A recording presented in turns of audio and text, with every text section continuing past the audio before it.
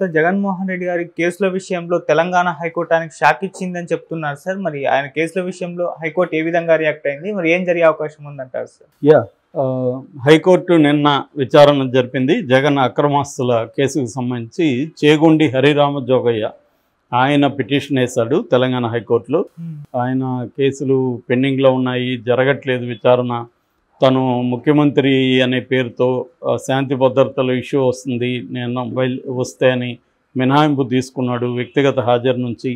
So దానివల్ల కేసులు ముందుకు జరగలేదు. సుప్రీంకోర్టు అనేక సార్లు ప్రజాప్రతినిధుల కేసులను వేగంగా పరిష్కరించారని చెప్పినా కూడా చేయట్లేదు. గత 10 ఏళ్ళ నుంచి జగన్ బెయిల్ మీద ఉన్నాడు. డిశ్చార్జ్ పిటిషన్లే 135 పిటిషన్లు ఎన్నో ఉన్నాయి. వాటి మీద గతంలో ఉన్న జడ్జి మొత్తం విని తీర్పు ఇచ్చేసరికి ఆయన ట్రాన్స్ఫర్ అయిపోయాడు. ఇలా ట్రాన్స్ఫర్లు అయినప్పుడు మళ్ళీ కొత్త జడ్జిలు రావడం, మళ్ళీ మొదటి నుంచి వినడం ఇలా జరుగుతుంది. సో మీరు ఆదేశించండి, త్వరగా పరిష్కరించమని, రోజు విచారించమని ఆదేశించండి అని హరిరామ జోగయ్య పిటిషన్ వేశాడు. దాని మీద తెలంగాణ హైకోర్టు సీరియస్గా తీసుకొని ఈ నెల 3వ తేదీ సిబిఐ కోర్టుకి ఆదేశాలు జారీ చేసింది. అంటే హైకోర్టు ప్రధాన న్యాయమూర్తి జస్టిస్ అలోక్ అరాదే, ఆ తర్వాత వినోద్ కుమార్, ఈ ద్విసభ్య ధర్మాసనం ఆదేశాలని పంపింది, మీరు రోజువారీ చేయండి అని. కానీ కొంత అయితే కదిలింది. ఒక 9 మంది సాక్షులకు 11 మంది నిందితులకు నోటీసులు వెళ్ళాయి. అంత జరిగింది తప్ప హైకోర్టు అనుకున్నంత వేగంగా సిబిఐ కోర్టు పనిచేయడం లేదు. అందుకని మళ్ళీ హైకోర్టు నిన్న ఫ్రెష్గా మళ్ళీ ఆదేశాలను జారీ చేసింది. వేగవంతం చేయండి అని చెప్పింది, రోజువారీ విచారణ జరపండి అని చెప్పింది.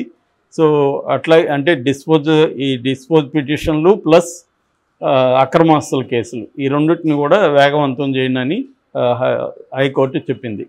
కానీ చాలా కేసుల్లో హైకోర్టులు చెప్పినా సుప్రీంకోర్టులు చెప్పినా కదలట్లేదు. ఎందుకంటే వాళ్ళకున్న సమస్యలు. నేను చాలాసార్లు చెప్పాను, మన దేశంలో దాదాపు 5 కోట్ల కేసులు పెండింగ్లో ఉన్నాయి. ఒక సుప్రీంకోర్టులోనే 55,000 కేసుల పైన పెండింగ్లో ఉన్నాయి. సో దీనికి కారణం ఏంటంటే కోర్టులకి లీగల్ తగిన ఇన్ఫ్రాస్ట్రక్చర్ లేకపోవడం, నెంబర్ ఆఫ్ జడ్జెస్ లేకపోవడం, కేసులు త్వరగా పరిష్కరించలేకపోవడం, వీటి వల్ల పేరుకుపోతున్నాయి. ఇప్పుడు రాజకీయ నాయకులు మన కళ్ళ ముందే ఎంతమంది మీద కేసులు వేస్తున్నారు. సో ఇది ఎక్కువ అయిపోయింది, బర్డన్ అయిపోయింది లీగల్గా. దీన్ని పరిష్కరించుకోవడానికి రకరకాల ప్రణాళికలు వేస్తున్నారు, కానీ అదైతే సరిపోదు. కాబట్టి ప్రజాప్రతినిధుల కేసులు ముందుకెళ్ళవు ఒకటి. రెండవది, ఇదంతా కూడా లీగల్గా ఇన్ఫ్రాస్ట్రక్చర్ కావచ్చు, లీగల్ బ్యూరోక్రసీలో ఉండే ఇబ్బందులు కావచ్చు, అవి స్టాఫ్ తక్కువ కావచ్చు, ఇవన్నీ ఒక ఇదైతే పొలిటికల్గా మోడీ అనుకుంటే స్పీడ్గా కదులుతాయి యంత్రాంగాలు, మోడీ అనుకోకపోతే స్పీడ్గా కదలవు. ఇది మనకు అనేక మంది విషయాల్లో మనకు తెలుసు. ప్రత్యర్థుల విషయంలో చాలా వేగంగా కదులుతాయి. మనకి శశికళను చూసారు కదా, ఎంత వేగంగా ఆమెని జైలు శిక్ష వేయించగలిగారు.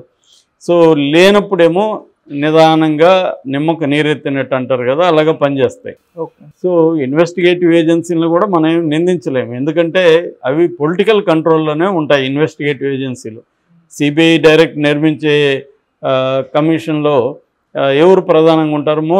మోడీ నిర్ణయించిన వాళ్ళే సిబిఐ డైరెక్టర్గా ఉంటారు. సో ఈడీకి అంతే. కాబట్టి వాళ్ళు ఎవరి కంట్రోల్లో పనిచేయాలి? అల్టిమేట్గా పొలిటికల్ బాసుల కంట్రోల్లో పనిచేయాలి. ఇది మోడీ ఒక్కడే కాదు, అంతకుముందు ఇందిరాగాంధీ కూడా సిబిఐని ఇలాగే ఉపయోగించింది. తమ ప్రత్యర్థుల్ని వేగంగా అరెస్టులు చేయించడం, వేధించడం అనేది ఇందిరాగాంధీ పీరియడ్లో జరగలేదా? అన్ని గవర్నమెంట్లు ఇదే చేస్తాయి. మన జగన్ సిఐడిని ఉపయోగించుకున్న పద్ధతి చూసాం కదా, ప్రత్యర్థులను వేధించడానికి జగన్ ఉపయోగించుకున్నాడు. తర్వాత చంద్రబాబు ఏమన్నా తక్కువ? చంద్రబాబు అంతే, తన ప్రత్యర్థులను వేధించడానికి ఆల్రెడీ సిఐడి స్టార్ట్ అయింది. కాబట్టి ఎవరైనా ఇక్కడ ఏంటంటే తమకు ఈ పోలీసు కావచ్చు, ఇన్వెస్టిగేటివ్ ఏజెన్సీలని తమ కంట్రోల్లో పెట్టుకోవడం, ప్రత్యర్థుల్ని కంట్రోల్లో పెట్టుకోవడం అనేది ప్రధానంగా వేధించడం అనేది చేస్తుంది. మన క్లియర్గా ఇప్పుడు ఢిల్లీ లిక్కర్ కుంభకోణంలో అనేకసార్లు చెప్పుకున్నాం మనం ఏం జరుగుతుంది అనేది. అయితే జగన్ విషయంకి వచ్చేసరికి ఈ 10 ఏళ్ళుగా జగన్ విషయంలో ముందుకెళ్ళలేదు, వెనక్కి వెళ్ళలేదు. పోనీ అతను నేరం చేశాడని నిర్ధారించి అతనికి శిక్ష పడిందా? లేదు. పోనీ అతను నేరం చేయలేదు అని కేసులు కొట్టేశారా, అది లేదు. అంటే జగన్ని కంట్రోల్ చేయాలంటే కేసులు కత్తుల్లాగా అతని తల మీద వేలాడుతూ ఉండాలి. సో దాంతో జగన్ భయంగా ఉంటాడు. ఇది మోడీకి ఉన్న అండర్స్టాండింగ్. ఎవరి మీదైనా ప్రత్యర్థుల మీద కావచ్చు, తన మిత్రుల మీద కావచ్చు, వాళ్ళని కంట్రోల్ ఎలా చేయాలి అనేది మోడీకి ప్రధానంగా ఉండే లక్ష్యం. అందువల్ల జగన్కి ముందుకు వెళ్ళలేదో, కేసులు వెనక్కి వెళ్ళలేదు, 10 ఏళ్ళుగా బెయిల్ మీద ఉన్నంటే ప్రధాన కారణం మోడీనే. వీళ్ళు తెలుగుదేశం వాళ్ళు విమర్శిస్తుంటారు, కానీ వాళ్ళు విమర్శించాల్సింది ఎవరిని? మోడీని విమర్శించాలి. ఇప్పుడు ఈ వివేకానంద రెడ్డి హత్య కేసులో కూడా మాట్లాడితే హూ కిల్డ్ బాబాయ్ నిన్న కూడా అన్నాడు. మరి హూ కిల్డ్ బాబాయ్ని తేల్చాల్సింది ఎవరు? సిబిఐ కదా. సిబిఐని ఎందుకు అడగట్లేదు చంద్రబాబు? సో ఇది మేజర్ ప్రాబ్లం అనమాట. సో వాళ్ళకి అవసరమైతే సిబిఐలు, ఈడీలు, మిగతా ఇన్వెస్టిగేటివ్ ఏజెన్సీలు వేగంగా కదులుతాయి. అవసరం లేని చోట అసలేం పట్టించుకోవు. ఇంకా వాళ్ళ పార్టీలో కానీ లేకపోతే ఎన్డీఏ కూటమిలో కానీ చేరిపోతే ఇదే ఇన్వెస్టిగేటివ్ ఏజెన్సీలు క్లోజర్ పిటిషన్లు కూడా వేసేస్తారు, కేసుని క్లోజ్ చేస్తారు. సో ఇది క్లియర్గా కనబడుతుంది. మొత్తం దేశవ్యాప్తంగా ఉన్న ట్రెండే. మనం రోజు పేపర్లో చూసే వాళ్ళకి అందరికీ ఈ విషయం తెలుసు. సో ఈ కాంటెక్స్ట్లో జగన్ని కాపాడుతుండేది మోడీ. ఇప్పుడైనా కోర్టులు, వీళ్ళు హైకోర్టు చెప్తుంది, కానీ సిబిఐ కోర్టు ఏం చెప్తుంది? మాకు తగిన స్టాప్ లేదు, మాకు వేరే కేసులు కూడా ఉన్నాయి, మేము మా పద్ధతులు వెళ్తామనే చెప్తుంది. నివేదిక కూడా అడిగింది హైకోర్టు, మీరు ఇప్పటివరకు ఏం చేస్తున్నారు అనేది కూడా అడిగింది. అంటే ప్రెజర్ అయితే హైకోర్టు పెడుతుంది సిబిఐ కోర్టు మీద. మరి సిబిఐ కోర్టు ఒకటే అనుకుంటే కూడా సాధ్యం కాదు. ఇన్వెస్టిగేటివ్ ఏజెన్సీలు కూడా అనుకోవాలి. సిబిఐ, ఈడీ కూడా కోర్టుకి తగినట్టుగా కోఆపరేట్ చేయాలి. వాళ్ళు వాయిదాలు తీసుకున్నారనుకో ఏం చేయలేరు. కాబట్టి ఇది అంత సింపుల్ కాదు.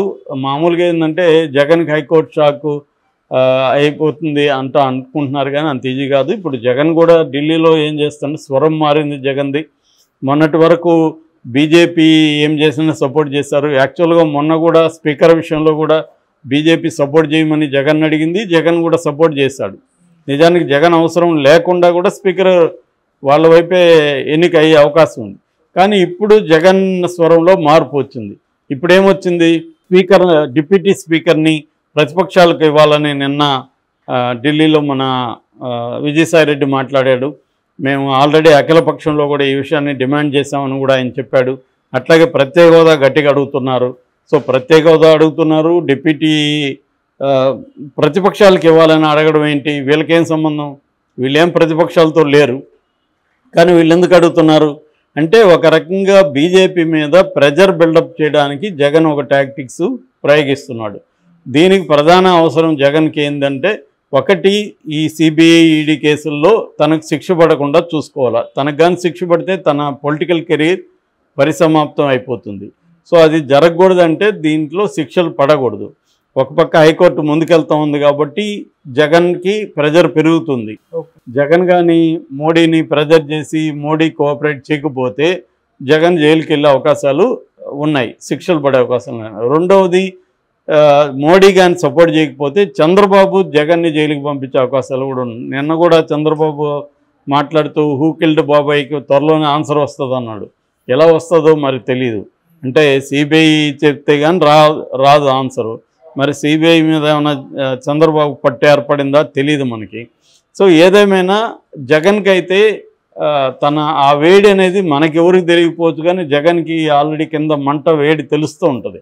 దీని నుంచి జగన్ ఇప్పుడు కాపాడుకోవాలంటే జగన్కున్న ఆప్షన్స్లో జగన్ ఢిల్లీకి వెళ్ళి ఒక ప్రెజర్ని క్రియేట్ చేసే పనిలో ఉన్నాడు. అందుకని వాళ్ళ స్వరంలో ఈ ఫస్ట్ టైము బీజేపీకి యాంటీగా స్వరం వినబడుతుంది. అంటే డిప్యూటీ స్పీకర్ని ప్రతిపక్షాలకు ఇవ్వాలనే డిమాండ్ వైసీపీ చేసిందంటేనే అర్థం ఏంటి? వాళ్ళ మీద ప్రెజర్ పెట్టదలుచుకున్నారు. సో ఈ ప్రెజర్ మరి ఎంతవరకు జగన్కి హెల్ప్ అవుతుంది, ఈ స్ట్రాటజీ ఎంతవరకు జగన్కి హెల్ప్ అవుతుంది అనేది ఇప్పుడే మనం చెప్పే పరిస్థితులు లేము. కానీ జగన్కి ఎక్కువ ఆప్షన్స్ లేవు. మోడీ కానీ సీరియస్గా జగన్కి యాంటీగా వెళ్ళాలని నిర్ణయించుకుంటే మాత్రం జగన్ జీవితం ఇబ్బందుల్లో పడుతుంది. సో అందువల్ల ఈ మొత్తం కాంటెక్స్ట్లో చూసుకున్నప్పుడు మనం ఈ హైకోర్టు షాకా కాదా అనేది మోడీ మీద డిపెండ్ అయింది తప్ప హైకోర్టు మీద డిపెండ్ అయ్యి లేదు. అది అర్థం చేసుకోవాలి మనం.